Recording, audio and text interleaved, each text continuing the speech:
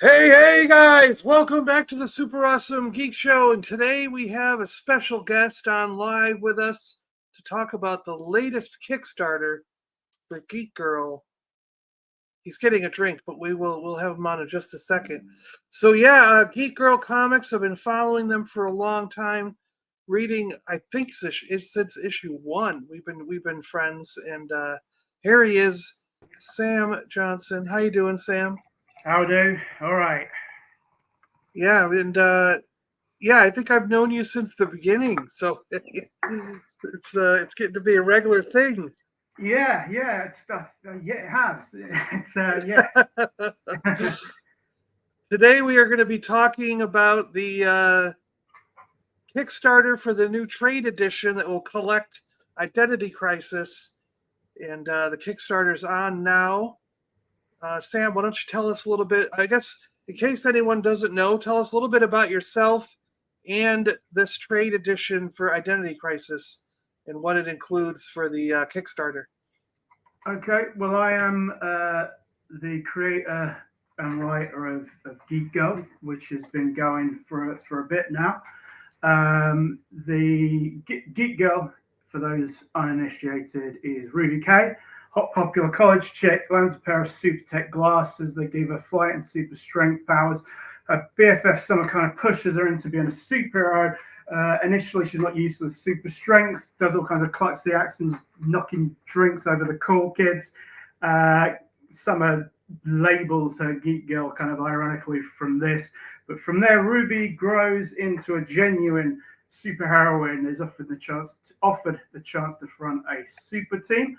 And that's kind of where we're at with this new trade paperback, Identity Crisis, except what we have now is this new villain. Identity Thief comes into the equation and wants to literally, I'm using the correct usage of literally here, be Geek-Girl. Yeah, it's cool, and I like the part in the comic where Identity Thief gets the powers, and it's pretty cool. Yeah. Yeah, so how this works with Identity Thief is basically if you hit them, they steal, seemingly the powers and the looks of whoever has just hit them, leaving the hitter a withered shell, and they've effectively become them at least. But in the case of Ruby, Identity Thief like taps into her mind and pulls out all kinds of memories to get a feel for because she wants to. Ruby K Geek-Girl is this popular girl in Maine and obviously is a superhero and Identity Thief decides it'd be quite fun to be Geek-Girl. Yeah, I want to be you. That's Yes. yeah. No, but I thought it was neat how there's another guy and he punches him. Well, at the moment he's a him. Identity Thief takes that guy, and then he's got the ripped shirt and the pants, and then the girl that Ruby K is with gets hit, and she becomes her, and then he's like, I want your powers, you know. You Yeah, know so what I mean? this is all in like the prologue of Identity Crisis. How all this comes about is Pitbull, who's another superhero in Maine, the Jock superhero. Right. Identity Thief, who at this point has the physique of like some scrawny guy, uh, decides to rile Pitbull. Pitbull then hits him. Uh, he then takes on Pitbull's visage, ripping through his shirt, as you say, which is a good excuse to when she becomes a girl, the girl's got a ripped shirt Yeah. on. They like that kind of thing with Kickstarter, and I know how Exactly. Yes. familiar we Yes. are with Kickstarter, but it's a big thing over there. Yeah. So this, let's see. You've got another uh, 12 days to go on the Kickstarter. You've already funded, so anyone who does back the Kickstarter doesn't have to worry. It's going to get done. It's already It's funded. Uh, beyond going to get done because this is collecting Yeah. The issues of this identity crisis arc, which are obviously have already come out individually, and Yep. also the Fake Geek-Girl one shot, which takes place during the arc, where Fake Geek-Girl kind of the story is called Geek-Girl Interrupted, where Fake Geek-Girl basically takes over the book for this one shot, and it's all done. It's all done. So Yeah. no concerns there. It's is it 11 through 15?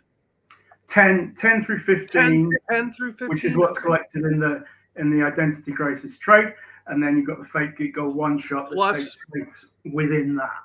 yeah, plus the one shot. Okay, so 10 through 15 plus the one shot.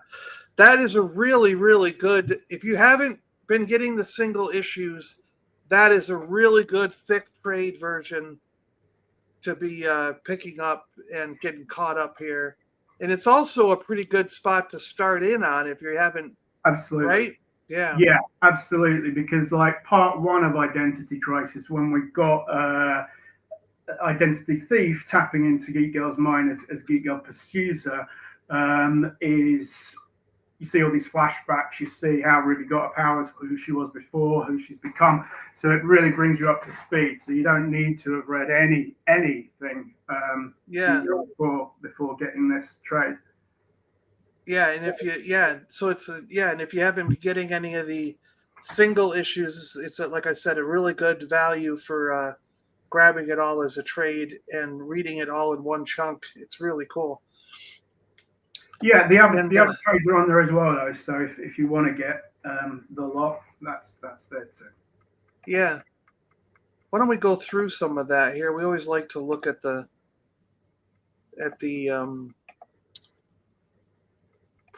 pledge goals here. So we're just $1 shy of $2,000. Wow.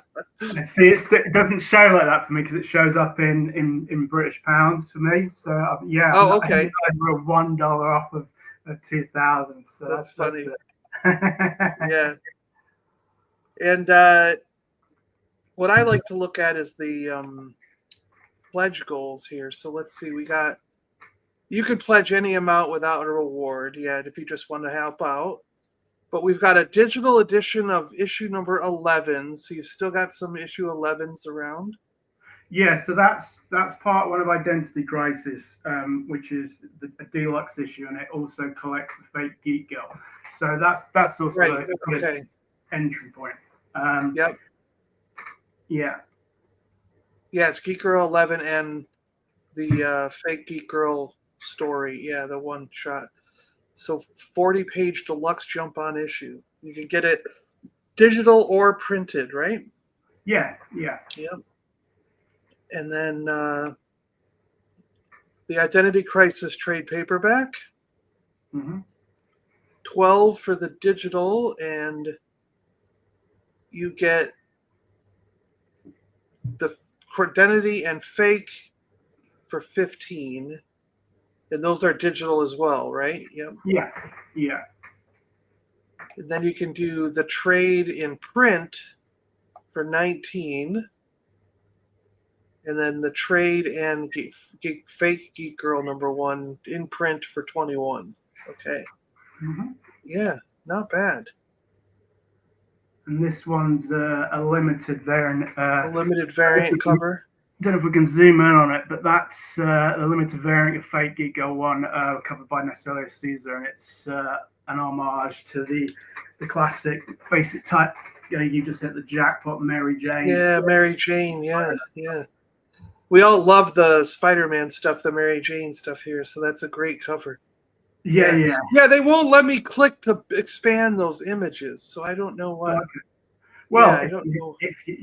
Hey, listener, if you go to the Kickstarter at geekgirlcomics.com, you'll be able to see it in all its glory. Yeah, exactly. And then we have a collector pack. Yeah, so that's some limited variants.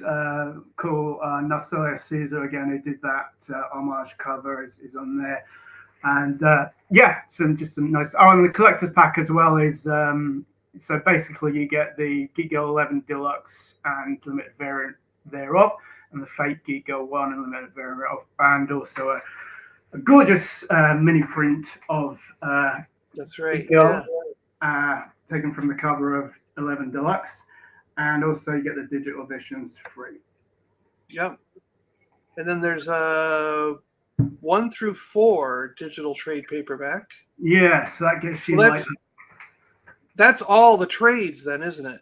yeah, so that's the mini series, the original 4-issue mini series, and then the ongoing as far as we've got so far.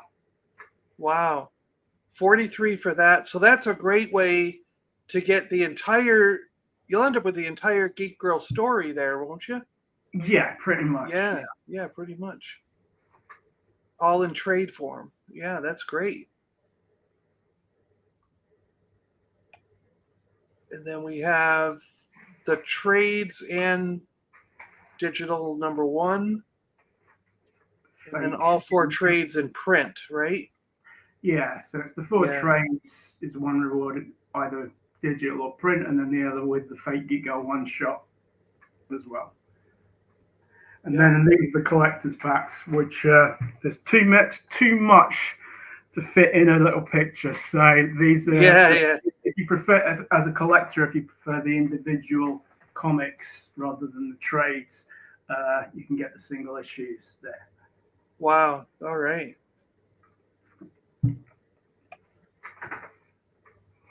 And then Anything all else? gone. Anything else there is toast. Yep, that one's toast. All right, cool. Thanks, Sam, for going through that with us. Thank you. Yeah, lots of great options there. I really like that. That's pretty cool. Yeah, yeah. I mean, the whole thing with this arc is it is designed as a jump on thing. So you, as I say, you can come on with this and you'll know what's going on.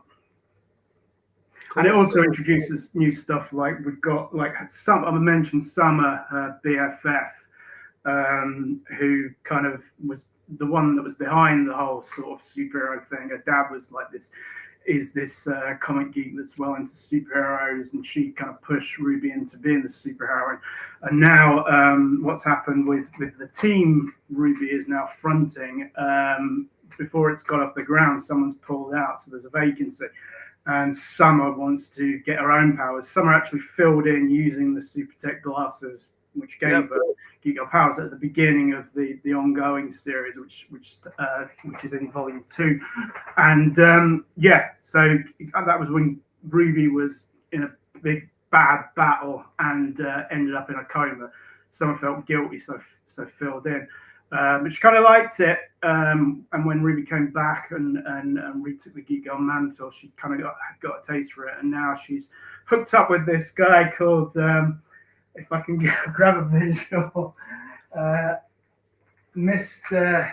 Phenomenal, who's a quirky character who's got. Let's see if this is a scene where Summer is discussing the contract with Mr. Phenomenal. Mr. Phenomenal is the red guy, red because he's a clone, and because he's a parasite. That if you probably can't get it from this, but on his forehead is this parasite that's basically uses the clone as its body, but because this takes energy and it only has so much energy, it doesn't bother with too much animation. So Mr. Phenomenal's visage, his facial features remains stagnant at all times. So because this freaks people out a little bit, because it's a guy with red skin with a parasite on his head whose face doesn't move. It's a little disorienting. So to help people feel at ease, he's got a ventriloquist dummy with him, which he proceeds to put in Summer's face and talk through as they're going through the contract, which obviously sets her right at ease. Yeah. You've got a lot of quirky characters. I like your characters and how they are in the what things that you come up with are really interesting and quirky and just different. Yeah, another thing we've got going on is there's these a band of villains called the League of Larcenists, which basically Geek-Girl and friends took down. Their boss has been captured by the people behind Geek-Girl's super team.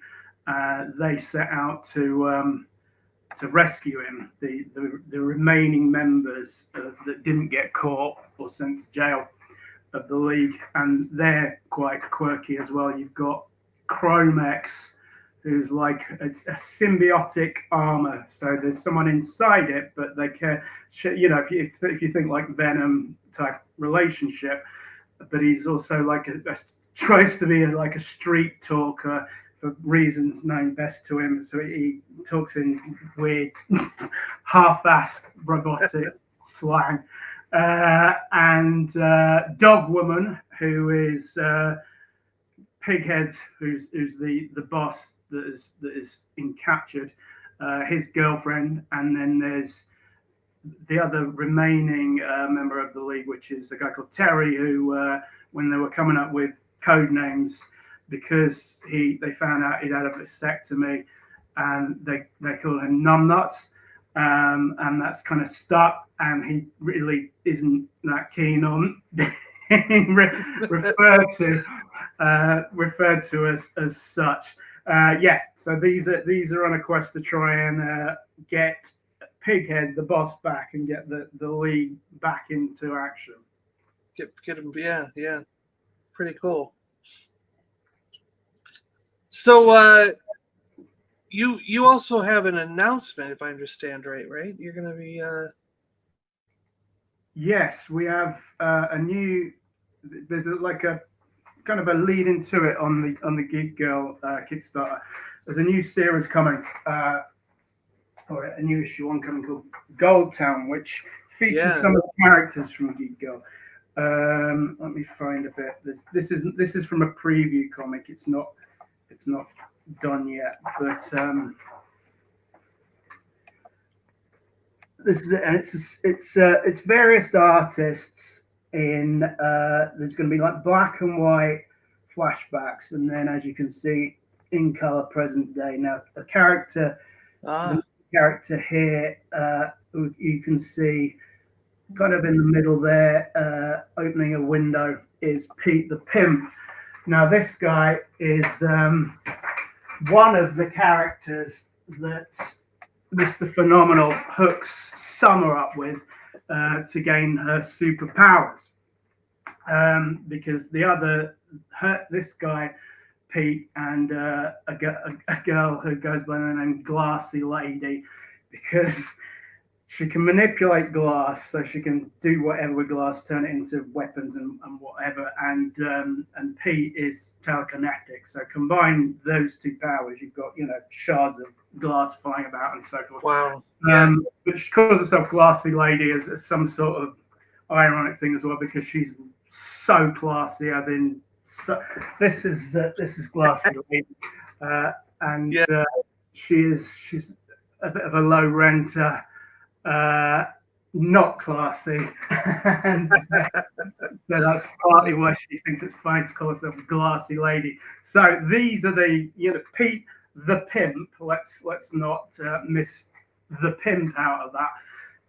And Glassy Lady are the characters that Summer is, because of her limited budget, the only option that Mr. Phenomenal gives her if she wants superpowers is to hook up with these as part of the Hive, which is also down one member. So there's a vacancy for some of that. So they can share powers there, but they get an armband which lets them connect, and they can share whatever powers they have. Summer doesn't have powers, but she has experience filling in as a superhero when she played Geek-Girl, and she can fight. So the three of them combined, it seems like a force. But these characters, these other two characters, the morality is a little dubious. Yeah, questionable. Yeah, questionable is the word, and so we're not quite sure. Well, not quite sure what she's getting into here, and it could be a pretty dark path she's going to. The idea by hooking up with them, as I say, it's purely because that's the only option open to her with her small budget. She's a college student who's just graduated. But the idea is, with this power combination as being part of the hive, the primary aim, she will become the other member of Geek-Girl's super team. However, the trade-off is she gets to use their powers as a part of that. They get to use her as a part of the hive in whatever the hell these two get up to. Yeah. So the bracelets, they don't actually have to be near each other then. They can be apart then. Yeah, the bracelets, it connects them. It hooks up their powers. So they can. Yeah, and no matter how far away they are. Yeah. Yeah, Okay. when they activate the bracelets, they've all got the same powers and abilities. Wow. Yeah. And it works because, as I say, individually, Pete Stenson is a quite a low level telekinetic. She can shape glass well. I mean, I can go to a pub, smash a bottle against the wall, and there I've shaped glass into a dangerous object. It's not that great, but combine it with telekinesis and Summer's fighting skills, the three of them together become a formidable force. Yeah. That's cool. Yeah. And you could actually, there's a lot to go with on that, because you could actually see, like, if those two troublemakers go down a dark path, and then Summer's connection to them, she's like, crap, they're using my, ingenuity and strength and stuff to go and do all these crimes and do all this bad stuff. And maybe some things you can overlook, like petty thief, whatever. But when you start getting into the bad stuff, or maybe if they kill somebody or do whatever, it's like, then you start wondering, all right, is this crossing a line I can't live with or whatever, and absolutely. And then what do you do also if the team that she's in with Geek-Girl ends up showing up to face off against those two? You know what I mean? You got all kinds of possibilities. Yeah. There are potential complications. And an illustration of glassy lady's morality as well when Summer meets her, because Mr. Phenomenal advises her that she might want to meet these people before signing the contract, because they're not for everyone. And when she meets glassy ladies, let me see if I can grab it. Demonstration of her powers, hooked up with Pete the Pimp, using his telekinesis, is to in fact, she's not hooked up. This is just a hypothetical. So she's like, how can I demonstrate these powers? So they meet in this pub. She goes outside. There's like this bird flying around. So she's already bought a glass out of the pub, so she can smash it against the wall, turn shards of glass. And then basically she was like, if I was hooked up with Pete at this point, I could use this shard and send it flying straight through this bird's head. And Summer's like, ooh, okay. Yeah.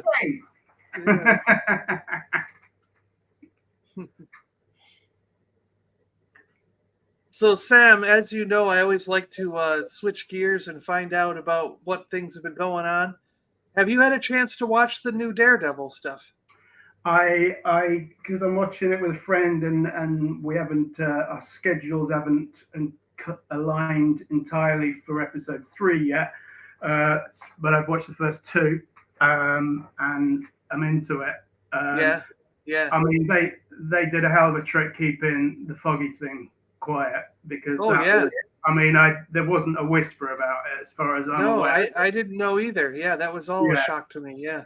And I'm like, and it was quite a thing as well, given that for anyone that's been following what had been going on behind the scenes with Daredevil, where it was originally going to be like this kind of reboot that wasn't all that connected to the Netflix show and didn't have Foggy and Karen in it. They made a whole big thing about, we're bringing, this wasn't working. This is what we're doing now. We're bringing Foggy and Karen back.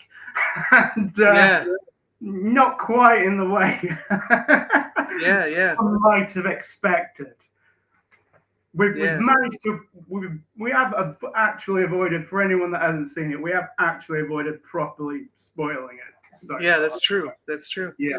And the other thing that surprised me, and I mean, maybe other people knew this, but I only knew that White Tiger was going to show up in the show. I had no idea that we were going to see Bullseye there.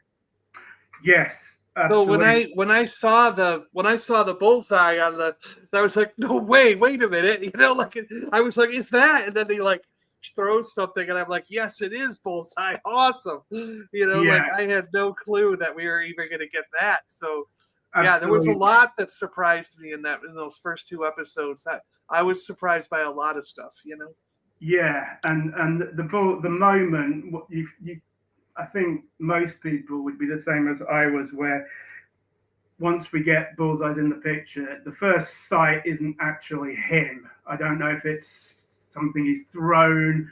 Yeah, it Uh, was. Yeah, yeah, yeah, you get uh oh, yep, yeah, and then a terrific sequence. Daredevil's known for its oneers, I think they call them, where there's a whole big fight scene going on, and it's all done in one take, and quite a special scene that, and yeah, so absolutely, presumably you are as well, absolutely sold on it.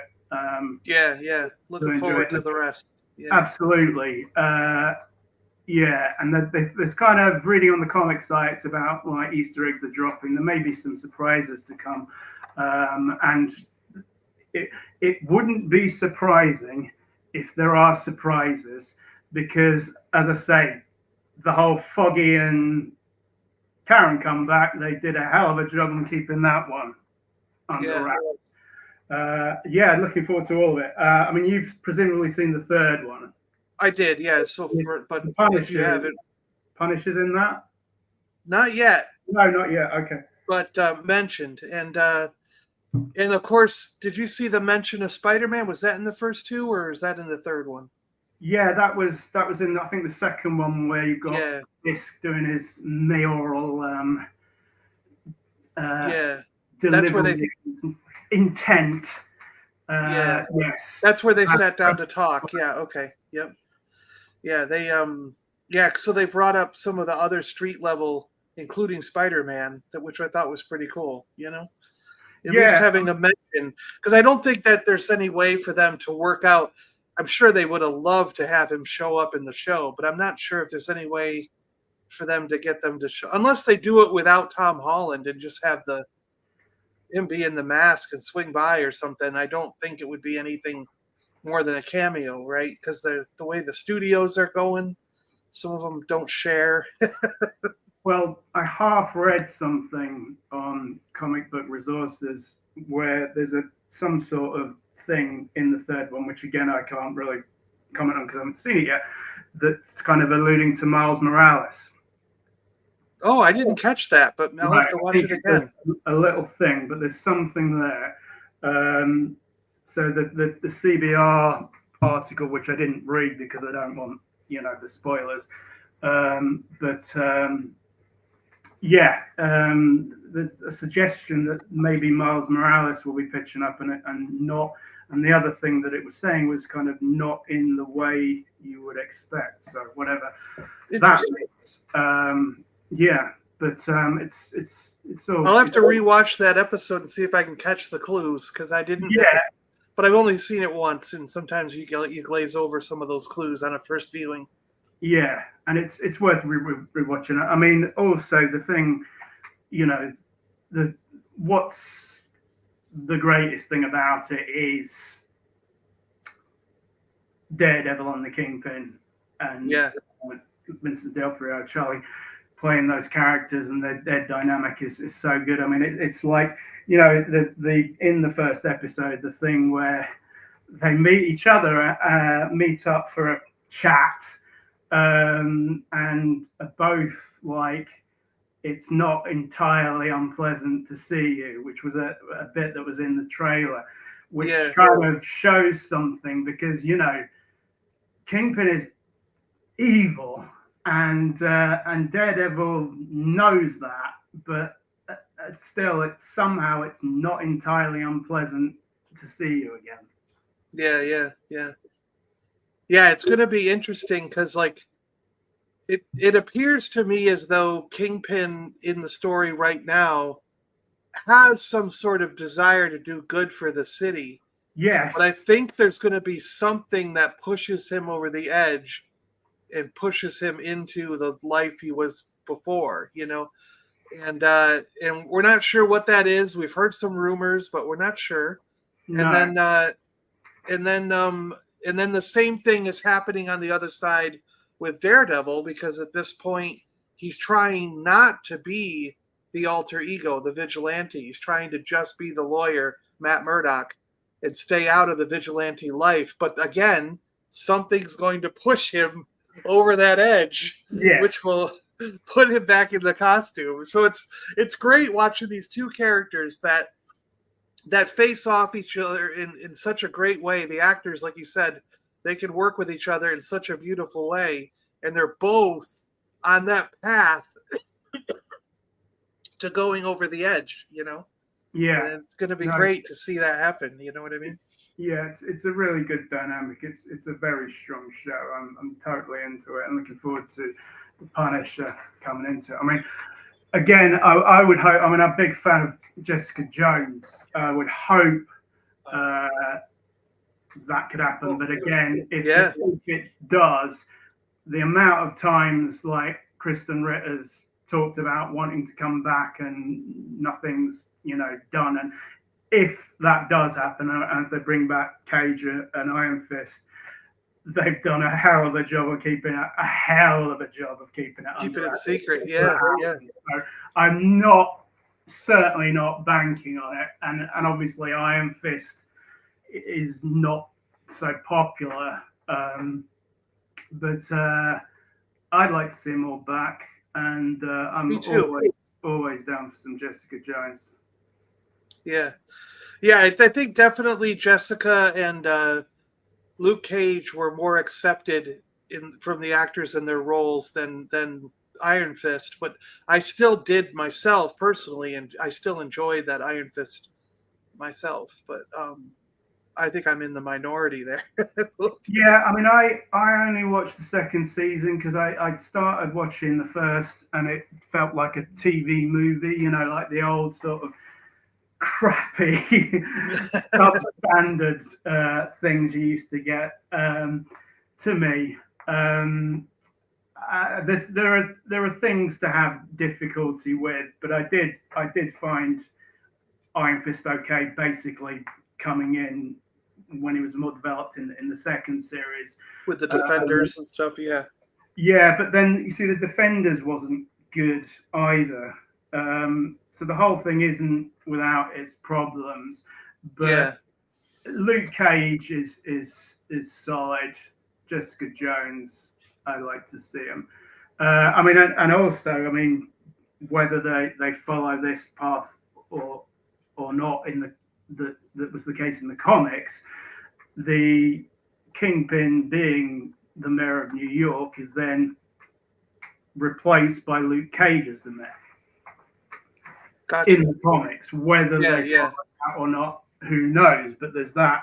That's certainly a way to get him into it. yeah. Plus, didn't they have? Am I thinking of something different, or did the Netflix show have the beginnings of Elektra in it? Was she? Was Elektra she? was a big part of the second season of Daredevil, Yeah, and then in right. the Defenders, she and Matt Murdock ended up under a pile of rubble. Matt resurfaced. Elektra hasn't been seen again. Did gotcha. So we don't know about her. Yeah. Okay. No, I mean that's certainly not. If you're talking comics deaths, that is Yeah. certainly not a done, a done 100% deal. So if they wanted to bring her back, they could do. I mean, I liked Elektra in it. I didn't feel Elektra was the Elektra that we had in the No. comics. Exactly. It was a little bit different. Yeah. Quite different. Yeah. So I'm not as. I mean, I want to see more of Karen Page because where that's left at the end of the first episode is she's not really in the picture. Again, I am avoiding for anyone that hasn't seen it. any real spoilers here, but she's great, and Yeah. but she's now seemingly not even living in the same city, because we have a time jump in episode 1 where it goes to a year later after the initial events. But yes, I'd certainly. I mean, as I say, they did make a big thing of we're bringing back Foggy and Karen, so I would certainly like more. Yeah. Yeah. Big ZD's saying hello, and so Hey, Big is Diddy. Zombie. We got a few people. I think the chat was behind on us for some reason, but now it's coming through. Lefko says, "I like big books, and I cannot lie." Well, we've got what you want at the Kickstarter there. Yeah, Palpatine. Because the little, that's a vision. yeah, right, yeah. Yeah. The weird thing is that my viewer count has been there the whole time, but they weren't really coming through in the chat, and I was wondering if people could, but it's all coming through now. So maybe we were just a little bit delayed. I don't know. Sometimes these, how these live streams go. Technology. What are you going to do? Yes. All right. So yeah, we've got another 12 days, right? Is that what we said on the Kickstarter? Yeah. I want to see if we can incentivize, because we're at $199. If we can get that over the 2,000 during the show, I'll do like an extra. So yeah, what I'll do, okay. So here's what we'll do. Anyone that backs during the show, if you're the next backer, which would be backer 45, getting us over the 1999 mark, you'll get back, if you back any physical reward, I'll throw in an extra random Geek-Girl limited variant, and also 2 limited mini prints. So there's your incentive. And you can, you don't,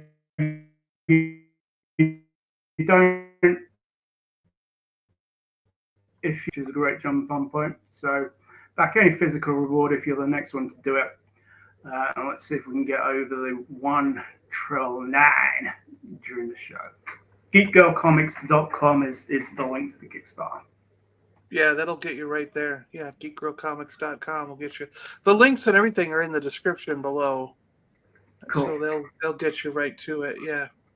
So not to lead you, John, and not to interrupt if you had anything that you were going to say there. No, go right ahead. Yeah. So we've discussed Daredevil. I haven't seen. Have you seen Captain America?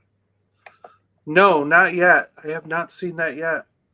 See, I'm not. I'll probably wait until it comes on a streaming service. Yeah, I don't. I mean, apparently I've been kind of following how it's doing, and it's kind of doing okay. But the problem is the budget was absolutely huge, and they did a lot of reshoots. So I think it went well over budget. So it seemed like, I believe I read today that the top 100 action movies ever, as in biggest, I believe. However, because the budget was, so tremendous, I mean, I don't know if anyone watching this has seen it, has any thoughts on it, but it didn't grab me. Whereas Thunderbolts, I don't know if you've seen the trailer for that, John. I have, yeah. Down for. I mean, the one that they released in the Super Bowl with the "Nothing's Gonna Stop Us Now" on the soundtrack, I thought it really took off with that, and I'm down for these characters. That is something, and this whole Thunderbolts with an asterisk, and we don't know what left coast. The last 12 minutes with these, I presume the last 12 minutes involved the Red Hulk. Maybe that's it. Yeah. Yeah, because they made a massive thing of that, and apparently he's not in it till towards the end. So yeah, not too bothered about Captain America, but Thunderbolts, Absolutely. And yeah, I was saying the asterisk. We still don't Thunderbolts with an asterisk. We still don't know what this asterisk is. Oh yeah, yeah, yeah. I mean, I almost went to the theaters, but I'm just kind of like, eh. I know that they they're starting to charge a lot for tickets here. You're gonna, if you go to the theaters, you're basically gonna end up dumping around $20, and then if you want popcorn and a drink, you're probably in for $30 total by the time you're done, and Yeah, then you've only got 2 hours of an experience. You know what I mean? You're just kind of like, okay, that was. And if it's not the best, you just kind of like, wow, did I just waste all my money? So, absolutely. and Yeah, it's going to be on streaming in like a month and a half or 2 months from now. So, this is it. you know, Yeah, there's a line. I don't know if you have over there at all a sitcom called Black Books. I've heard of it. Yeah. So it's Dylan Moran is like this cranky bookshop owner, and there's a bit in that where he goes to the cinema and he um, goes and gets whatever popcorn and so forth, and then after buying the popcorn and drinking sweets, he's like, sorry, there seems to be some sort of mistake. I bought these and now I have no money left because it's so expensive. Yeah. And it doesn't, for me, if I'm going to go to cinema, it's got to be something I really want to go and see, because it doesn't take long before they're on streaming now. I mean, Deadpool and Wolverine, I would have thought they would have hung on to that for a while, and it was a couple of months. Yeah, they did. Yeah, yeah. But we'll see. But the one I'm really looking forward to, if we're gonna cross genres here, is DC's Superman. Okay. That one I probably will definitely be going to the theaters for. See, I've never been a Superman fan. Grander, the artist on Geek-Girl, is the biggest Superman fan. I think I've mentioned before, he did a thing where he posted 52 days pictures of him wearing his 52 different Superman shirts. He loves it. I mean, what I don't get it. If you're looking forward to that, John, what is it about Superman? What am I missing? Well, for me, I think a lot of it is the nostalgia of growing up, because I think that original 1978 Superman was probably the first like superhero type movie that I'd ever seen, Yeah, and I absolutely loved it as a kid. You know what I mean? I did. I just loved that movie, um, and I think that I just think that, around that same time I was getting into paper comics. My mom was taking me to the comic store. And yeah, I mean, I was, it's weird because I was buying Marvel comics, but I enjoyed the DC Superman movie, but I didn't enjoy the comic books. You know what I mean? okay. Like I thought Marvel comics were way better. It was buying Avengers and Spider-Man and X-Men and Wolverine and stuff when that came out, and you know what I mean, as I was growing up.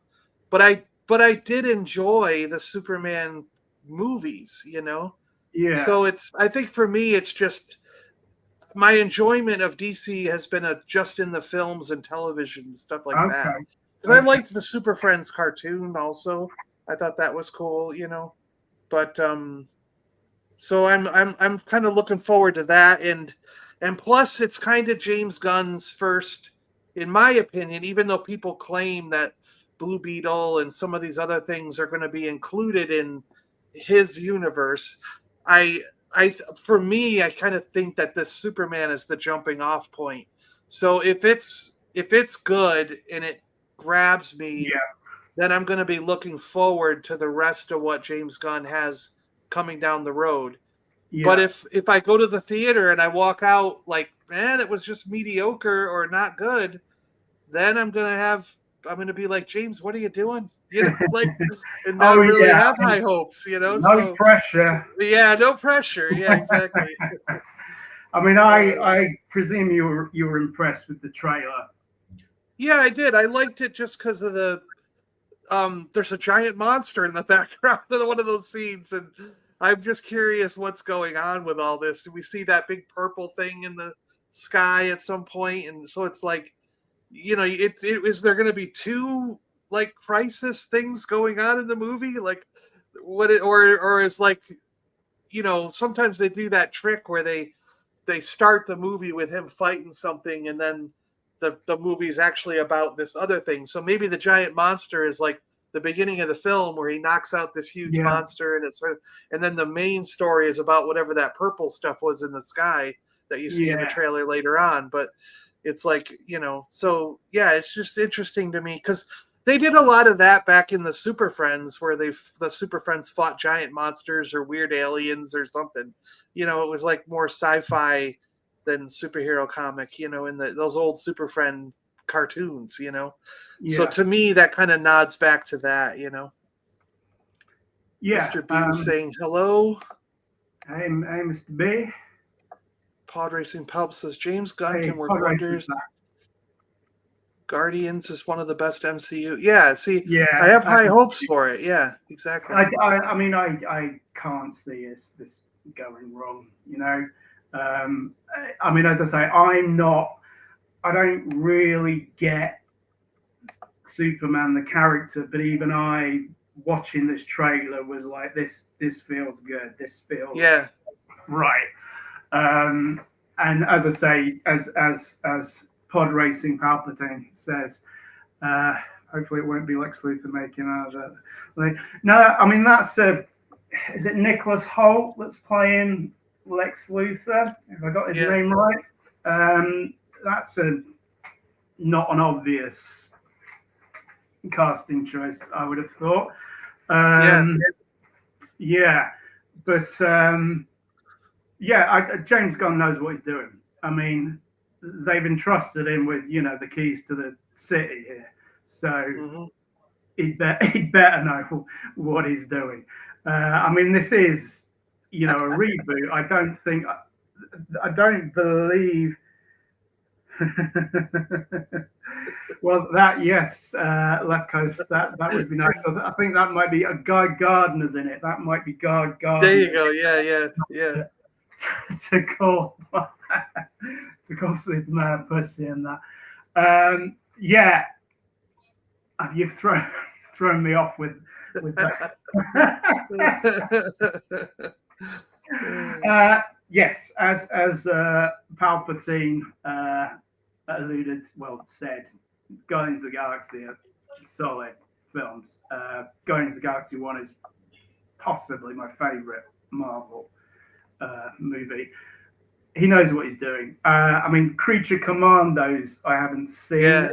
Have you seen that? I'm not fully caught up, but I've watched a number of the episodes and I really liked it. Yeah, it's really good so far. So I might be halfway through, but yeah. that's kind of his like soft launch, and Yeah. I believe it's already getting a second season. I don't think there's anything you can get it on in the UK. If there is, I'm not aware, but that seems to have gone down all right. And that's not, they didn't have to bet the farm on that. But so Yeah. as I say, that's kind of like a taste of what James Gunn's got for us. So it's a good start, as I understand it. Yeah. ZD, yeah, I think it's behind. Or something's going on with the chats. Yeah, it was really delayed in the beginning, and now I'm hoping caught up, but I don't know. Like Cedar, I believe man can fly light. I want to believe a man can fly light on cynicism, a bit on heroics. Not sure that if Gunn can do it. We'll see. Yeah, we'll see. Yeah. If anyone can do it, Gunn can Yep. do it. Yep. There you go. So we're hoping that with the Kickstarter that we'll get some backing that will go push us just over the we're at 1,900. We need a dollar to get it over. So he wants a 45th backer to push us over that $2,000 mark, and we'll be adding some stuff to as a bonus, Yeah, extra stuff free for whoever backs next gets us over that line. Yeah, and then we've got coming after this is going to be the Gold Town Kickstarter, which is going to be interesting. It's something different. I don't think I've really given the high concept of that. Let me just bring that up. So I've got a prompt. Do you? Yeah. So Gold Town is the real name of Gold Town is it's a place called Toledo, and it's a Hollywood upside down place where urban legends live. So let me just. That's cool. Yeah, I've just been working on the Kickstarter, so I'm just going to log into that so I can get a bit more information about that, because this is going to be the next thing. As I say, there's an intro to Gold Town in because of Summer's visit there to Pete the Pimp. There's kind of a clip from it in I think the most recent Kickstarter update on the Geek-Girl-Comics.com Kickstarter, that is. But yeah, let me just, because I've just finished actually today putting this Kickstarter together. So it's ready to go. So the pre-launch will be coming soon. We can't have a pre-launch page up until after the Geek Girl Kickstarter is done, because they won't let you have two things running at once. So yeah. Geek Girl, as you said, John, 12 days, so that this should be appearing soon afterwards. So yeah, this is the elevator pitch for it. Gold Town 1 begins the new series featuring a cast of characters and connecting stories in black and white flashback and in color current day, illustrated by a team of artists. A third-rate sorcerer turned stage magician, a wannabe porn starlet, a down-on-his-luck pimp, that's our friend Pete from earlier, and a father who has lost his daughter, all converge in Toledo, also known as Gold Town, a Hollywood upside-down place where urban legends live, and a serial killer who preys on the surgically enhanced has re-emerged. Wow. So somewhat darker than Geek Girl. Yeah. For sure. But got that same quirk that I like to bring. This is going to be issue 1, so you don't need to have read anything. Yeah, read anything before. Yeah. But and they're the Geek Girl universe. And you said that the current day stuff's going to be in color, but all the flashbacks you want to do in black and white. Yeah. Is that kind of where you're going to change the artist? You said there's going to be a series of artists? Yes. So and it kind of lends to the there's like a noir feel to these flashbacks. It's, as I say, Hollywood upside down. People go there to become stars. It doesn't necessarily work out. There's all these urban legends hanging around. It's a weird place. The flashbacks kind of set the. We've got the first page is like people are watching. This is a flashback about in various locations they're watching this TV show that's talking about this serial killer that's been hacking up people that have had cosmetic surgery. The latest victim having been left wearing their entrails for earrings. So light stuff like that. Yeah. Wow.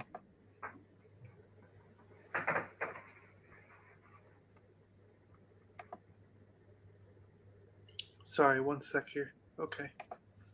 Sam, so we've covered the latest movies, we covered the Daredevil. Is there anything that you hope to see coming in the future? Like, if you were to pick from, say, Marvel or DC or something, like, is there something that they haven't done yet that you'd like to see coming down the road? I mean, my main thing is I want Jessica Jones back. Yeah. That's it. I mean, we kind of know movie wise what's on the slate. Obviously, by Downey Jr. as Doctor Doom and whatever that entails. I mean, that's kind of like, I don't think if you're a Marvel fan in any capacity, how can you not want to see what that is? Yeah, what's going on with that? Yeah. What's up And with I, and that whole that's another thing where you said like the casting seems a little, we mentioned earlier on casting on Lex Luthor. That's another film, The Fantastic Four, where some of the casting, like I wouldn't expect that guy to be Ben Grimm, I wouldn't expect Pedro Pascal to be Reed to Richards. be Reed Richards. Yeah, exactly. So it's you kind of got a few people in that film that you're sort of like, is this going to work? But we'll see. Hopefully it will, and yeah, I think it will. I mean, like the thing with Fantastic Four is it had always until now been beholden to Fox. So obviously we've had two iterations from that. The second of which went down like a cup of cold sick. So this is definitely going to be improvement on that. yeah. I'm not familiar with the guy that plays the thing. He's in something, isn't he? He's in a TV show. I Yeah, can't. I don't know. Yeah, But I liked the trailer. I liked him as a thing. I think they've got the look right. I like that it's this seemingly alternate reality 60s situation yeah, where, from what I've read, it seems like they're the only superheroes. It's interesting, and obviously there's an entry point possibility there for Downey Jr. So yeah, I'm interested. I'm interested. Yeah. yeah. Our guys were talking one day. I think Left Coast was on the show with us, and we were talking one day about the possibility that maybe this is a period piece that takes place in the 60s or 70s or something like that, and they're and they have their Doctor Doom, which is Tony Stark, Downey Jr. instead of Mm, the regular Doctor Doom. And mm, then on their world, this whole movie is like their world, a different Earth in the multiverse, and Galactus comes and destroys it. But Reed Richards figures out a way to get him and his family and Ben Grimm off the planet. And at the end of the film, they show up in our MCU. Do you know what I mean? The MCU that yeah. we know in our current time, you know. Yeah. And then the next film down the road could be them like warning everybody that, on our Earth, this guy Galactus came and destroyed it, and I was barely able to get us out of it. We failed, but maybe with all of you guys, when Galactus comes for, we can stop him this time. You know what I Yeah. mean? Something like that. Yeah. You know. I'm And seeing then your. and then that Doom that you could presume that Tony Stark Doctor Doom would be dead because he was left behind on the world that got destroyed, and whatever they do in the future with this one could create a more of a Doctor Doom we know. You know what I mean? Yeah, I could see it. I could see it. I like your line of thought, and I think as well because we know Secret Wars is coming uh, Yeah, later down the line. Like if we're talking about the latest or most recent Secret Wars, that involved universes getting destroyed. yeah, Yeah. that too. So Yeah, that would fit that. Yeah. yeah. Yeah, you're right. That also could come into play in some way. That yeah, because that did have universes getting destroyed in the latest. Yeah.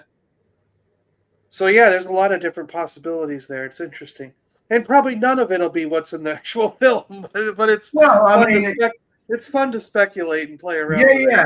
Like I see a line of thought, and obviously we like to be surprised as well. Daredevil, yeah, episode one. So, but it's I see that I see what you're saying there, and I'm all in for all of it.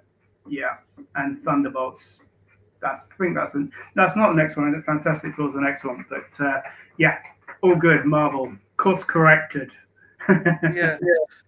Is it Fantastic Four in the theater then Thunderbolts, or is I it believe Thunderbolts then? I know it seems like the way they've been trailing Thunderbolts, it would be Thunderbolts, but I believe it's Fantastic Four. I may be wrong. Oh, interesting. Yeah, because I feel like there's more out there about Thunderbolts than there is about Absolutely. Fantastic Four. Yeah, Yeah. yeah.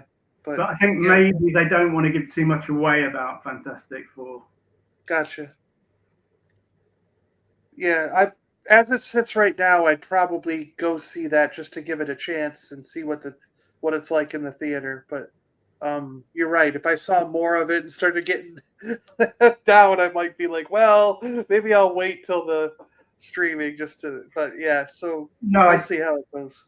I think that's absolutely going to be worth seeing on the big screen. I mean, the look of it, in this sort of retro futuristic, Yeah, I yeah. think it's going to be a real visual treat.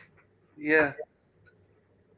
But yeah, that's all that is what contributed to me finally deciding not to go see Captain America, because it's like if I do end up seeing Thunderbolts, Fantastic Four, and Superman later in the year, it's kind of like that's a good amount for 1 year. I usually only go one or maybe two in the theaters every year, but yeah. So Well, I think we had the definitive review from one of our viewers earlier. The last 12 minutes are good.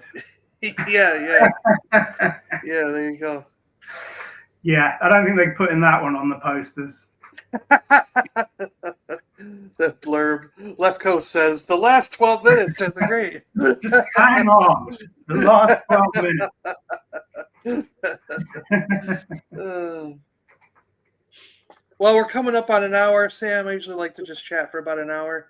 So the Geek-Girl, let's see where we are. We are still at 44, 1,000. Yeah, we didn't have a taker. Sorry, man. Okay, well, that offer extends beyond the duration of this show. So if someone gets on that, becomes back at 45. Yeah, if you're watching this, the freebie extras.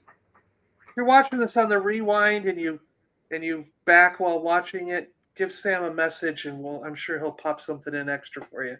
There you go. Let's see that back at 45. They're getting the good stuff. That's not a problem. Yeah, there we go. So, anything you want to say before we close out today, Sam?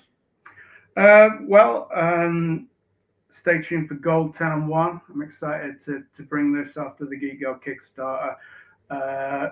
But right now, geekgirlcomics.com. That's where it's at. That's where you're going to get all your latest news. Yeah. All right. I hope the Kickstarter goes even better than what it's already doing for you, Sam. And we'll look forward to Gold Town #1 coming down the road. Yeah. So thank you for joining me again. Thank you for having me again. We'll talk to you guys later. Thanks to everybody who showed up in the chat. I appreciate it. Stay awesome out there, everybody.